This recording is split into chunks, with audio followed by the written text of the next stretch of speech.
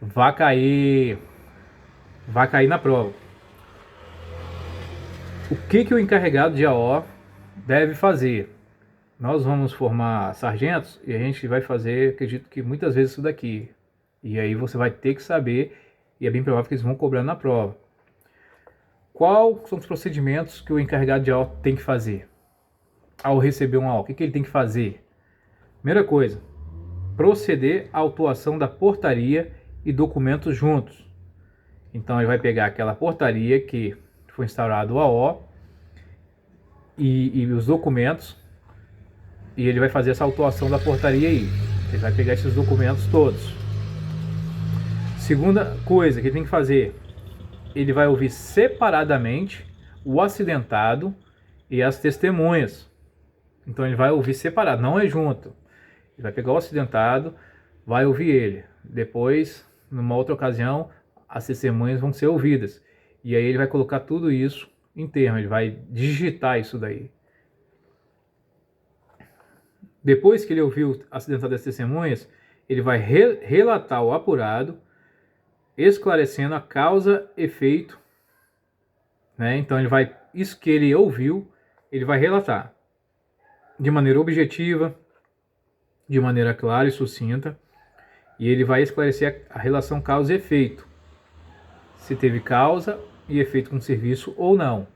Além disso, ele também vai sugerir pelo amparo ou desamparo, na opinião dele, se deve ser amparado ou não. Depois de feito isso, ele vai fazer a juntada da cópia da nota de instrução, das escalas de serviço. Se foi acidente de trânsito, ele vai pegar a cópia da CNH e do boletim de trânsito e vai juntar esses documentos. Ele pode também juntar, com a OL, ele pode colocar a cópia autenticada do IPM, do inquérito, né, policial militar, da sindicância, do procedimento administrativo, a cópia de croquis, laudos e outros documentos. Então ele vai fazer a juntada de diversos documentos aí, né, para entregar tudo completinho. O máximo de informação que ele puder ter para caracterizar e embasar a sua decisão, ele tem que juntar ao AO para entregar ao seu comandante.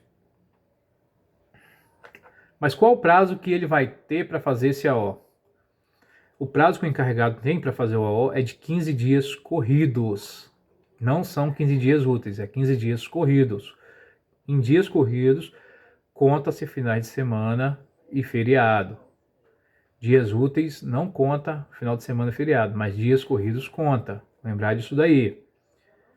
Porém, em dia corrido, não conta o primeiro dia, mas inclui-se o último dia, certo? E quando o primeiro dia cair em final de semana ou feriado, ou o último dia cair em final de semana ou feriado, não conta.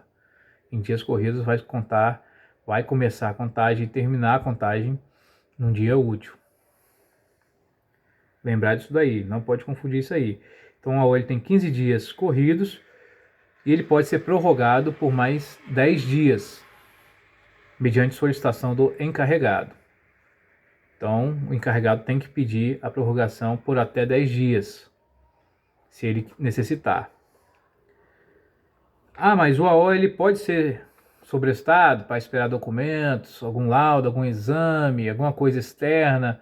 Ele pode ser sobrestado? Diz a legislação que sim, que ele pode ser sobrestado até 60 dias, nesses casos. Não passar de 60 dias. Aí o encarregado concluiu o AO, ele vai enviar para o seu comandante e o seu comandante vai ter o prazo novamente de 10 dias pelo amparo ou não.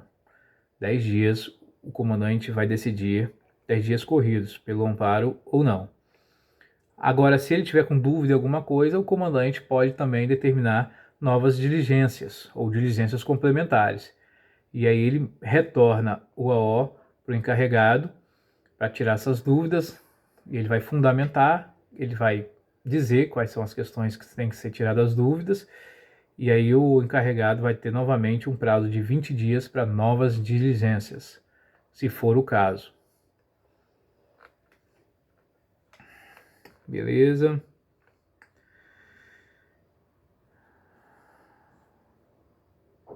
Agora aqui, interessante.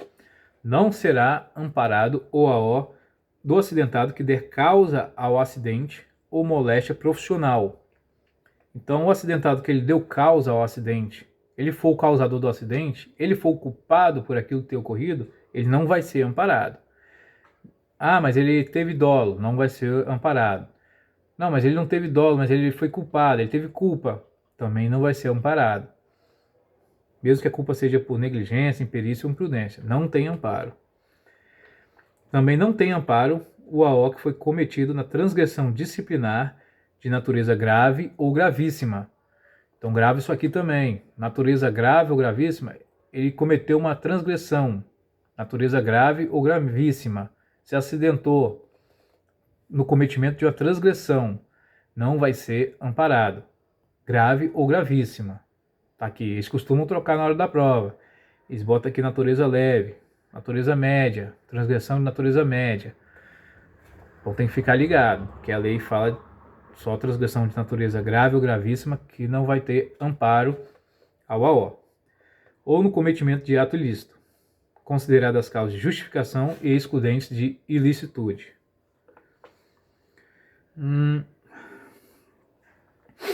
O recurso, após a publicação do comandante da unidade, o comandante ele deu o parecer dele e publicou em boletim. Aí o acidentado ou seu representante legal olhou aquela publicação, não concordou com o resultado que foi publicado. Ele tem um prazo de 60 dias a contar da publicação para fazer o seu recurso e encaminhar ao comandante geral. Então é o comandante geral da Polícia Militar que vai receber o recurso do militar quanto à decisão após a publicação do comandante da unidade dele. É o comandante geral, não é diretor de saúde, não é qualquer outro oficial, não é. Então é o comandante geral que vai receber esse recurso. Ficar atento a isso aí, tá em prova. Só que para ele fazer esse recurso ao comandante geral, ele tem que embasar, ele tem que justificar. Não é apenas não concorda e acabou, não. Ele tem que justificar as causas que ele está pedindo e ter, diz a lei que ele tem que ter também, no mínimo 2 relatórios de médicos e odontólogos, contrariando ou contrapondo o diagnóstico apresentado pelo comandante de sua unidade. Então ele tem que ter esses 2 laudos médicos aqui, que contrariam esse diagnóstico que foi apresentado pelo comandante dele. O amparo do atestado de origem, ele vai retroagir a data do acidente, né? E ele pode ser revisto a qualquer tempo. O atestado de origem ele pode ser revisto a qualquer tempo e ter sua solução modificada pelo diretor de saúde, quando houver vício que o torne nulo. Então, passaram, sei lá, 1 ano, 2 anos, passou tanto tempo. Eles descobriram que o atestado de origem teve algum vício, que ele teve algum vício e ele deve ser anulado. Então o diretor de saúde vai ver isso daí.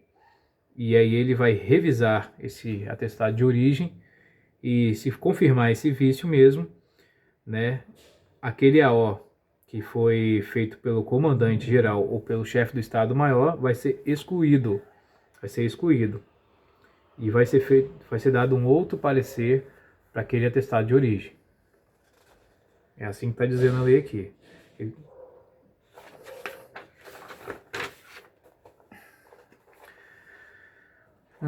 Mais uma coisa interessante também aqui, que a inspeção de saúde ela é obrigatória, entendeu? Ela é necessária e obrigatória, né? O militar ele não tem a opção de escolher se ele quer ir ou não. Surgiu lá, publicou a inspeção de saúde, é obrigado a ir. A inspeção de saúde possui os seguintes fins: é ingresso, né? O militar se ingressou na corporação. A inspeção de saúde de ingresso vale por 2 anos. Engajamento, depois de 2 anos ele faz o engajamento. Entrou na polícia militar, fez a inspeção de ingresso, beleza, 2 anos. Passou 2 anos, ele vai fazer o engajamento. O engajamento vale por 4 anos. Então 2 mais 4, 6. Quando deu 6 anos, ele vai fazer o reengajamento, que vale por mais 4 anos. Então 6 mais 4, 10. Deu 10 anos, ele vai fazer o PSA-SCT, que é passar a servir automaticamente sem compromisso de tempo. Quando deu 10 anos de serviço, ele vai fazer o PSA-SCT. Depois, que dura 4 anos, então o próximo com 14 anos. Com 14 anos ele vai fazer o CSA-SCT, que é continuar a servir automaticamente sem compromisso de tempo. E também a inspeção de saúde ela é feita para promoção, regularização de saúde do militar, tratamento de saúde, licença de tratamento de saúde de pessoa da família, controle de documento sanitário de origem, exame de sanidade mental, reforma, legislação em vigor, pedir, curso, licença maternidade ou adoção, constatação de estado de saúde e isenção de imposto de renda. Esses são os casos que são feitos inspeção de saúde. E aqueles que a legislação em vigor pedir. Vamos lá, juntas médicas de saúde. As juntas médicas de saúde, gente, é importante aqui diferenciar. Tem 2 tipos de junta médica de saúde. Existem as juntas permanentes e existem também as juntas temporárias. As juntas, todas elas são designadas pelo comandante geral. Quem designa as juntas é o comandante geral, não é o diretor de saúde. O diretor de saúde ele só faz a proposta ao comandante, mas quem designa a junta médica é o comandante geral. As juntas são constituídas por até 3 médicos da ativa, então é até 3 médicos, não necessariamente 3 médicos, pode ser 1, 2, até 3. Preferência médico da ativa, em regra médico da ativa. E em caráter excepcional elas podem ser constituídas por médico da reserva remunerada. Ah, não tem médico da ativa suficiente. Então, chama-se um médico da reserva remunerada. Não é reforma, gente. É médico da reserva remunerada. Na falta de médicos militares, as juntas podem ser completadas por médicos civis. Se não tiver militar nenhum, nem da ativa, nem da reserva remunerada, chama-se então médicos civis para fazer parte. Vamos lá. Quais são as juntas permanentes? As juntas permanentes é a Junta Médica de Saúde 1 e a Junta Médica de Saúde 2. E quais são as juntas temporárias? As juntas temporárias, que são as juntas que são feitas para recurso, que são a Junta Médica de Saúde 3 e Junta Médica Superior de Saúde. Elas são as juntas temporárias. As juntas médicas temporárias, após concluídas suas perícias, elas são dissolvidas. É por isso que ela é temporária. Elas não são permanentes. Ah, teve esse recurso que passou pela junta 1 e 2, então vai abrir uma junta temporária. Abriu uma junta temporária, junta médica 3. Então ela vai fazer essa perícia aí, concluiu essa perícia desse recurso, que necessitou ser feito, elas vão ser dissolvidas. Então a temporária é a Junta Médica 3 e Junta Médica Superior de Saúde. A Junta Médica 1, ela é para inspecionar ingresso na carreira da PMS, promoção, engajamento, reengajamento, PSA-SCT, CSA-SCT, regularização de situação militar, conceder e acompanhar tratamento de saúde, controlar documentos sanitários de origem, licença maternidade, licença de tratamento de saúde da pessoa da família, constatar estado de saúde, aptidão para curso, aptidão para requisitos previstos em legislação específica. Lembrando que a Junta Médica de Saúde 1, isso é muito importante agora que eu vou falar, ela é para militares até o posto de capitão. Então, militares até o posto de capitão, eles têm que passar pela Junta Médica de Saúde 1. A Junta Médica de Saúde 2 é específica para militares acima do posto de capitão, militares superiores, de major para cima. Junta Médica de Saúde 2. A1 é para militares até o posto de capitão. Interessante também lembrar 3 coisas aqui da Junta Médica de Saúde 1. Que o ingresso, quando for junta para ingresso, de saúde 1 para ingresso na polícia, ela tem que funcionar com 3 membros. A Junta de Saúde 1, quando for para documentos sanitários de origem, ela tem que funcionar com 2 membros. E nos demais casos, ela pode funcionar com 1 membro apenas. E quando ela funcionar com um membro, ela vai ser caracterizada como perícia oficial singular em saúde, porque ela só tem um médico analisando. E aí é necessário a homologação de autoridade militar médica superior, né? Beleza, lembrar isso daí. A Junta Médica de Saúde 2 agora, ela vai ser para os casos em que ultrapassam 12 meses ininterruptos de incapacidade temporária, o militar está em tratamento de saúde própria. E vamos dizer que ele é sargento. Ele passou pela Junta Médica 1. E aí ele ficou mais de 12 meses afastado, não conseguiu se recuperar, está em tratamento. Deu 12 meses, ele vai para a Junta Médica 2. Até porque 12 meses de afastamento, né, de saúde própria, ele é agregado. E aí ultrapassou esses 12 meses em tratamento, ele automaticamente vai para a Junta Médica de Saúde 2. A Junta Médica de Saúde 2 também é utilizada nos casos de avaliar a incapacidade definitiva, verificar se a moléstia acarreta ônus para o Estado, reformar os transferidos para a reserva remunerada, e também ela executa as atribuições de Junta Médica de Saúde 1 em oficiais superiores. Então, nesses casos que eu citei aqui, e nas atribuições que a Junta Médica de Saúde 1 faz para praças e oficiais até o posto de capitão, a Junta Médica de Saúde 2 faz também essas mesmas atribuições para oficiais superiores, que é major, tenente-coronel e coronel. Interessante gravar, gente, também, que diz aqui que a Junta Militar de Saúde 2 ela vai funcionar com no mínimo 2 membros, nos casos em que acarreta ônus para os estados e nos casos de controle de documento sanitário de origem. Então, nos casos de ônus do estado, né, aquela enfermidade vai trazer ônus para o estado, tem que ser no mínimo 2 membros. No caso de exame de controle de sanidade de origem, 2 membros. E para isenção de imposto de renda, no mínimo 3 membros.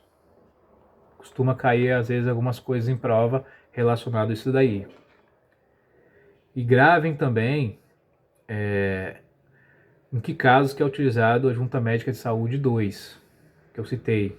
Tem que gravar isso daí, tá, gente?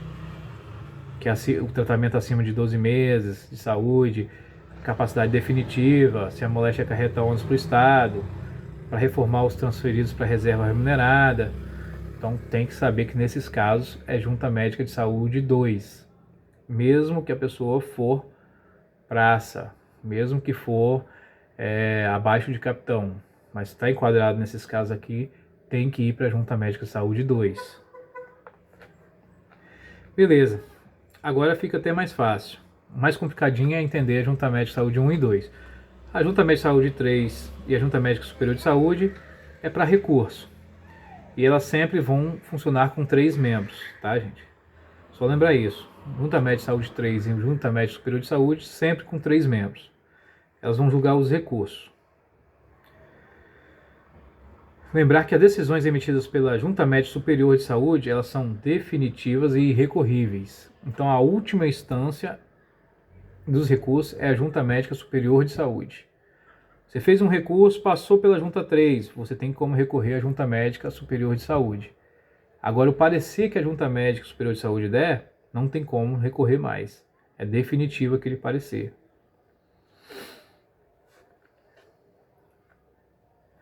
O recurso em face da decisão de junta, ele deve ser interposto no prazo de 10 dias úteis, a partir da publicação em BGPM. Então, foi publicado a decisão da junta no boletim. Você tem um prazo de 10 dias úteis para fazer um recurso contra aquela decisão, né, para uma nova avaliação. Você olhou, não concordou, você tem 10 dias úteis para fazer um recurso pedindo uma nova avaliação, né, para o seu caso. Todas as inspeções de saúde elas têm que ser publicadas em BGPM. É obrigado a publicar em BGPM.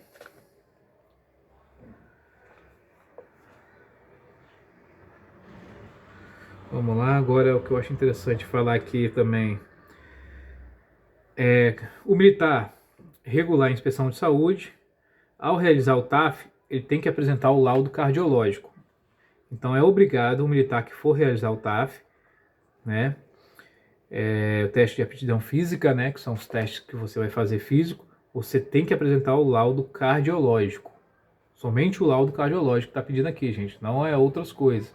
Costuma cair em prova laudo cardiológico e eles inventam algum outro documento. Não, é só o laudo cardiológico que você tem que apresentar. É dever do militar mostrar ao médico cardiologista a tabela com os exercícios físicos cobrados no TAF. O laudo cardiológico terá validade de 12 meses. Então você fez o laudo cardiológico, ele vai ter validade de 12 meses. O prazo para chamadas de inspeções de saúde, para todos os fins, será de 6 meses. Então, 6 meses antes de finalizar a última inspeção de saúde que você fez, você vai ser convocado para uma nova inspeção de saúde. E aí você tem um prazo de 6 meses para fazer essa inspeção. O militar que não atender esse prazo, ele passou esses 6 meses que ele foi convocado, ele não fez, ele não concorre à escala extra e nem ISEL. E ele é submetido a procedimento administrativo também. A validade dos exames médicos e laboratoriais de inspeção de saúde é de 12 meses. Então, os exames que você faz de inspeção têm validade de 12 meses. As juntas elas vão exigir de todos os policiais militares a identidade militar da corporação. Então, a junta só vai exigir de você, o documento que a junta exige do militar é a identidade militar.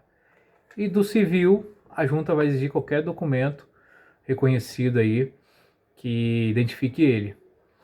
Mas do militar tem que ser a identidade militar.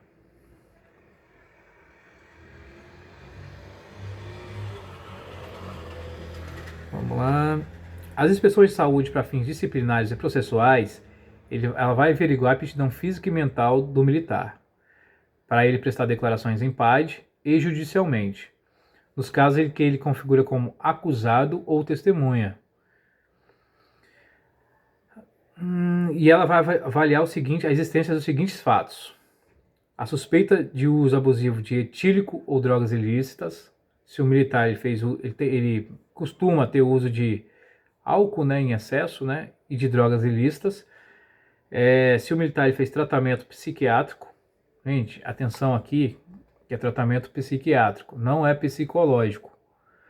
Costuma cair na prova trocando essas palavrinhas. O psicológico não tem nada a ver com o psiquiátrico, tá, gente? Então fica ligado isso aí. Ver também se ele é vítima de traumatismo crânioencefálico ou se ele tem sinais e sintomas de alienação mental ou distúrbios de comportamento. Então são esses 4 quesitos que eles procuram ver se tem no militar quando faz a inspeção de saúde para fins disciplinares e processuais.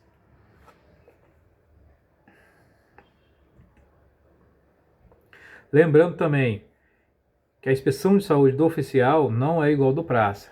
O oficial ele faz inspeção de 4 em 4 anos. Ele não faz igual o praça faz engajamento, reengajamento, PSA-SCT, CSA-SCT. Não, o oficial não faz esse tipo de inspeção. O oficial, desde que ele entra na polícia, é feito exames dele de 4 em 4 anos, mas não com essas nomenclaturas. É diferente dos praças, certo?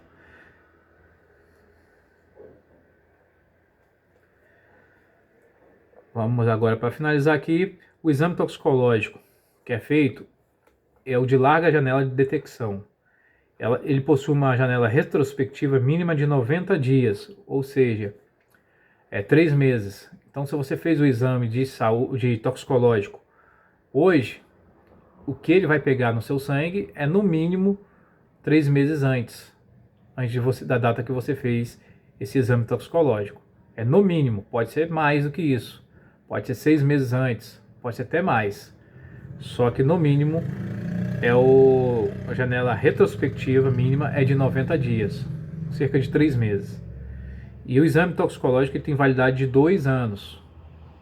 Ele fica armazenado em formato eletrônico no laboratório por no mínimo 5 anos. Então o laboratório que fez seu exame toxicológico vai armazenar em formato eletrônico o seu resultado por no mínimo 5 anos. O material biológico creatino que é feito o exame toxicológico são 3. São os pelos, os cabelos e as unhas. Os pelos eles têm que ter comprimento mínimo de 1,5 cm. É importante isso aí. Os cabelos eles têm que ter comprimento mínimo de 4,5 cm. E a unha, gente, a unha só é feito o exame da unha quem apresenta laudo médico por condição patológica ou genética. Então, assim, se a pessoa apresentar um laudo médico por alguma doença em que ela não tenha pelo e nem cabelo, é feito o exame da unha. Agora, se ela chegar só alegando sem laudo médico, ela vai ser considerada inapta. Então, para fazer o exame da unha, tem que ter o laudo médico. Se ela não trouxer o laudo médico, ela vai ser considerada inapta, por não ter pelo e nem cabelo.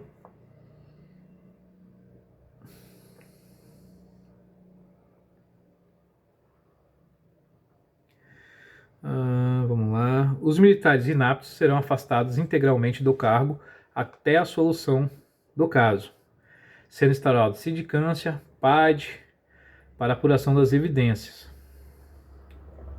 Quem não comparecer para a coleta será instaurado PAD, procedimento administrativo, com conselho de justificação ou disciplina, e PAD-RO. Então, quem faltar à coleta, foi convocado e faltou, automaticamente já vai responder a procedimento administrativo. Também pode responder a conselho de justificação ou conselho de disciplina e PAD-RO. Os inaptos não figurarão no quadro de acesso e não serão matriculados nos cursos. Então, além deles serem afastados integralmente do cargo, eles não vão figurar nenhum tipo de quadro de acesso e não vão ser permitido fazer nenhum tipo de curso. O militar ele pode pedir sobrestamento do PAD uma única vez para tratamento e depois de 6 meses, após a instauração do processo, será feita nova inspeção toxicológica e, independente do resultado, o encarregado deverá dar prosseguimento normal ao PAD. Então ele pode pedir o sobrestamento apenas uma vez. Aquele que estiver inapto, ele pode pedir para sobrestar o PAD uma vez. E depois de 6 meses vai ser feita uma nova inspeção toxicológica nele. E independente se ele estiver apto ou inapto nessa nova inspeção, vai ser dado andamento ao processo que foi começado lá atrás, ao processo administrativo. O militar que ele for convocado para a coleta toxicológica, ele tiver em férias ou licença, ele será convocado em segunda chamada, não podendo ultrapassar 16 dias da data da primeira coleta. Ficar atento com isso aí também. Então ele foi convocado, estava em férias ou licença, vai ter uma segunda chamada para ele. Só que essa segunda chamada tem prazo. É até 16 dias da data da primeira coleta.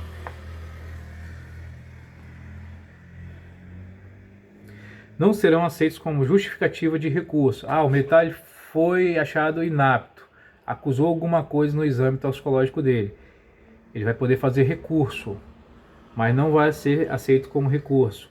A ingestão de chás, comestíveis, produtos que contenham parte de papoula, maconha e cocaína, que contenham subprodutos de plantas desconhecidas, ingestão de remédios sem registro e liberação pela Anvisa, exposição por frequentar lugares incompatíveis com decoro.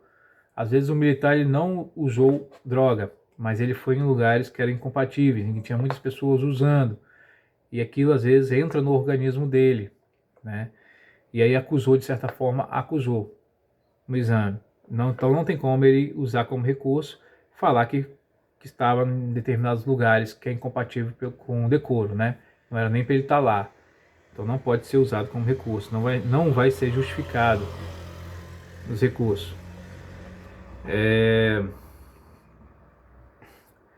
O exame toxicológico ele vai ser feito, né? Ele vai ser coletado a prova e a contraprova.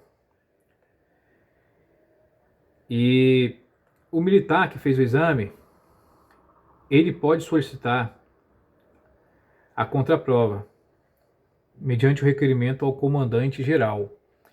Então vamos dizer que na prova, vão ser feitas 2 coletas, a prova e a contraprova.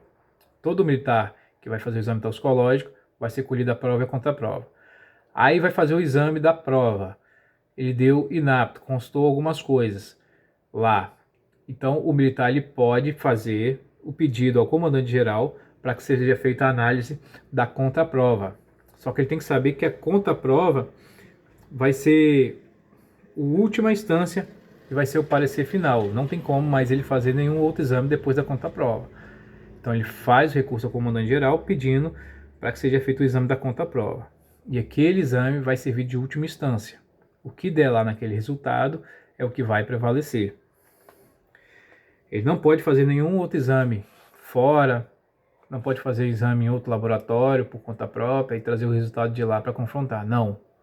Tem que ser feito no laboratório que foi contratado pela Polícia Militar e nos exames que foram retirados da prova e da contraprova.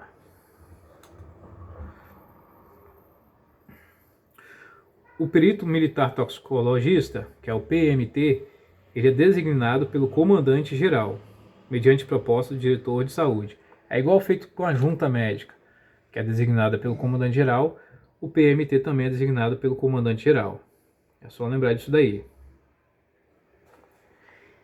E o PMT que vai periciar a contraprova, ele tem que ser diferente do PMT que periciou a prova. Então ele fez um recurso para ser feito o exame na contraprova, então o comandante geral vai designar outro PMT que vai periciar a contraprova, certo, gente? Ficar atento com isso daí também. E lembrar aqui, por último, para finalizar o exame toxicológico, que na Polícia Militar, o programa de combate no abuso de drogas é composto por ações educativas, que são as palestras de curso, por ações analíticas, que são os exames, né? Os exames que são feitos para saber se os militares estão fazendo uso de drogas ilícitas ou não, e também por ações clínicas, que é o tratamento de dependência química, visando a recuperação do militar. Então, os programas de combate ao abuso de drogas é composto por 3 ações: ações educativas, ações analíticas e ações clínicas. Beleza, galera? Então é isso aí, o que eu achei interessante passar com vocês. Eu espero que esse vídeo ajude a vocês aí. A matéria, ela não é grande, mas ela tem muita informação. Focar na parte de prazos, dá uma olhada. O resumo que eu fiz lá no final tem a tabela de prazos. Foca isso daí, estuda, grava, entendeu? Que eu acredito que todo mundo vai bem. Todo mundo vai bem na prova. Esse é o objetivo e é isso que eu espero. Que todos vocês vão muito bem. Tamo aí, gente, para ajudar vocês, tá? Um grande abraço, um forte abraço para todos aí. Tamo aí para sanar qualquer dúvida. Tamo junto, hein? O 7º Pelotão é uma família. Um grande abraço, fique com Deus, boa noite.